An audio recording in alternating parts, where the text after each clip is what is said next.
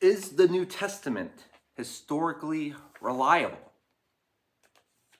Is Christianity a copycat religion?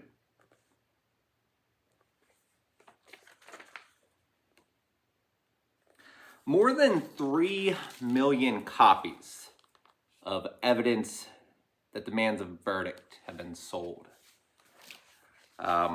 What we're going to be doing here over the course of, I just hurt my toe. What we're going to be doing here over the next few weeks, maybe months, really depends, is I am going to give it an old college try. Did graduate from college, did pretty well, although college is easy and for idiots. But I will give it the old college try to go through this book, Evidence Demands a Verdict, and provide some summaries, bring up some highlights. Today we're just going through the foreword. I'm going to note some things I've highlighted here. So more than 3 million copies of this book have been sold. Dr. Josh McDowell and Dr. Sean McDowell partnered with over 30 graduate students and a dozen leading scholars for a updated and revised version. So this has been recently revised and recently updated. I happen to have the newest copy of it because it arrived today, right? Why an update? The Bible doesn't change, but the questions and critics do change. Most of us graduated high school with Sunday school arguments for the Bible and the credibility of our faith. If you'll note, I'm just reading highlighted portions, right? I'm just kind of jumping around, but I'm letting you know kind of the Cliff Notes version here of this. The internet has changed the game. But this is compiled to aid in defending our very defensible faith. The foundation of our faith is not a book. Our faith is in a person who lived, died, and rose again. Yeshua.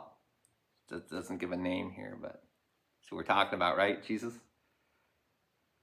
And we have compelling evidence, historical evidence.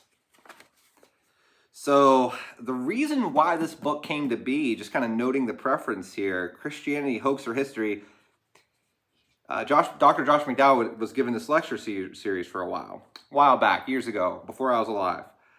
People of all walks of life would come up to him and ask him if they could get his research and speaking notes.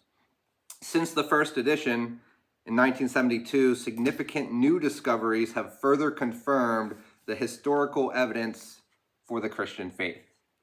We have new archaeological findings, which further confirm the validity of the Old and New Testament.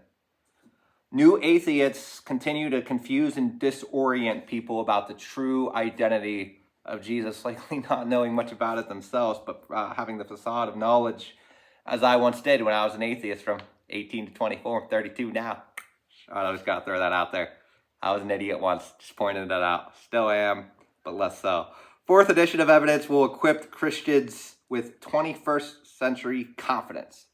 Well, I didn't even read the right portions there. Our motivation here is to glorify Jesus, not to win an argument, which was important for me to read because I really like to win arguments. That's why I'm in them. But this is for providing a reasoned basis for the faith. That's an important distinction, and we'll stop there. We're going to get into chapter summaries. We're going to go into different parts of this, but that's an important distinction. So what's that saying? So this is going to provide evidence for a reasoned basis for the faith. So means you have a reasoned case for what you believe. Reasonable people can disagree on if the evidence is justifying the claims, right? But whenever you have extensive evidence, right, and extensive evidence that you're aware of, that you're equipped with, the Bible is a lot more than fairy tales. And anyone who mentions otherwise, they're not taking theological matters seriously. It's that simple. So we're going to get into this. I'll be highlighting different portions. I will be trying to have some brief summaries here written up, just kind of some of my own thoughts, maybe just kind of going through things. But if you get this book along with me, get this on Amazon, It's a good book. Just to kind of let you see maybe some of this. I don't know why I try to do things like that. It never really works. But the alleged contradictions in the Old Testament, the historicity of Daniel, the historicity of Exodus, martyrdom of the apostles. Is history knowable? Are miracles possible? What is the nature of truth and the knowability of truth? The knowability. Answering objections on postmodernism and skepticism. So we'll have a lot of cool stuff to get into. I'll be doing this along with my music, but this will be something I get into here over the coming weeks. What we went over today, just touching on the forewords, just touching on the topic matter. It's my announcement.